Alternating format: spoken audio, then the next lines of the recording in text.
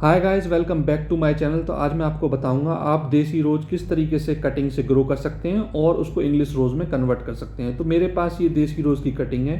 तो इनकी थिकनेस कम से कम पेंसिल शेप होनी चाहिए, यानी कि पेंसिल जितनी मोटी होनी चाहिए। और आप 5 से 6 इंच लंबी कटिंग्स को किसी भी देसी रोज़ प्लांट से ले सकते हैं। तो मैंने ये कटिंग ले ली है। उसके बाद आपको क्या करना होगा, इनकी लीव्स को तोड़ देना होगा क्योंकि वो सूख जाती हैं। तो मैंने इनकी सारी लीव्स तोड़ दी हैं। तो फिर आपको कोई भी ग्रो बैग या पॉली बैग ले लेंगे जिसमें आप इन कटिंगों को लगाएंगे। तो उसके लिए आपको सॉइल का जो कंपोजिशन रखना है वो आपको रखना है 50% ब्लैक सॉइल, यानी कि कोई भी गार्डन सॉइल, प्लस 30% कंपोस्ट केंचुए की खाद, प्लस 20% कोकोपिट, जिससे कि जो प्लांट की जो रूट्स हैं वो इजीली ग्रो हो जाएं। तो आप इस तरीके से उनको फिल कर लेंगे। फिर फिल करने के बाद आपको एक चीज़ याद रखनी है कि जो कटिंग है वो कम से कम 2 इंच सॉइल में अंदर डिप होनी चाहिए। तो इस तरीके से कटिंग को लेंगे और सॉइल में इस तरीके से डिप कर देंगे। डिप करने के बाद आप इनको शेडी एरिया में रखें और इस काम को आप सिर्फ फरवरी या अक्टूबर के मंथ में करें, क्योंकि गर्मियों में कटिंग सूख जाती हैं। और शेडी एरिया में कम से कम 15 से 20 दिन, एक मंथ के लिए रख दें। आप देख सकते हैं कि एक मंथ बाद मेरी कटिंग में कितनी अच्छी ग्रोथ हो चुकी है। तो ये देख सकते हैं आप। बट इसमें क्या हुआ है कि इसमें एक कटिंग जो है मेरी सूख गई है। तो ऐसा हो सकता है कि जब आप 4-5 कटिंग लगाएं तो एक कटिंग सूख जाए।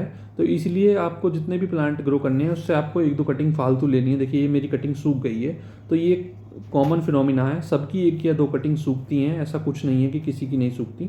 तो आप देख सकते हैं इसमें एक जो कटिंग है उसके ऊपर तो कली भी बनने लगी है। तो इनमें कुछ से 1 से 2 महीने बाद फ्लावरिंग हो जाती है। तो अब मैं आपको बताऊंगा कि आप किस तरीके से इन पर बड ग्राफ्टिंग कर सकते हैं। तो मेरे पास ये इंग्लिश रोज़ के प्लांट है। अब मैं इनमें से बड निकालूंगा, फिर इनको अपने देसी रोज़ की कटिंगों के ऊपर फिट करूँगा। तो ये मेरे पास देसी जो इंग्लिश रोज़ प्लांट हैं वो हैं। मैं उनमें से बड निकालता हूँ। तो आप देखिए नोड के पास जो है ये इस तरीके से बड होती है।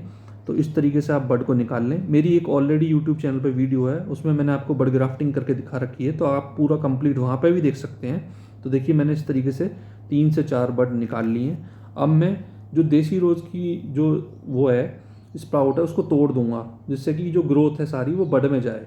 तो देखिए इस तरीके से पहले आपको एक क्रॉस में कट लगाना है, फिर आपको एक लंबा कट लगाना है और उसमें इस तरीके से कटिंग को जो आपने बड निकाली है इंग्लिश रोज़ प्लांट की उसको देसी रोज़ प्लांट में फिट कर देना है। देखिए इस तरीके से, और इसको अच्छे से बांध देना है।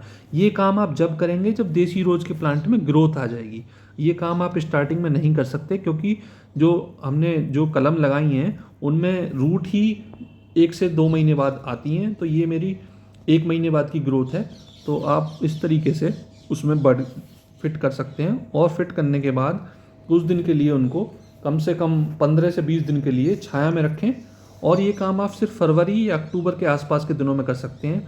अदरवाइज जो आपकी कटिंग है वो भी सूख सकती है और जो आप बड ग्राफ्टिंग कर रहे हैं वो भी सूख सकती है। तो इस तरीके से मैंने अपनी सारी कटिंगों पर बड ग्राफ्टिंग कर दी है।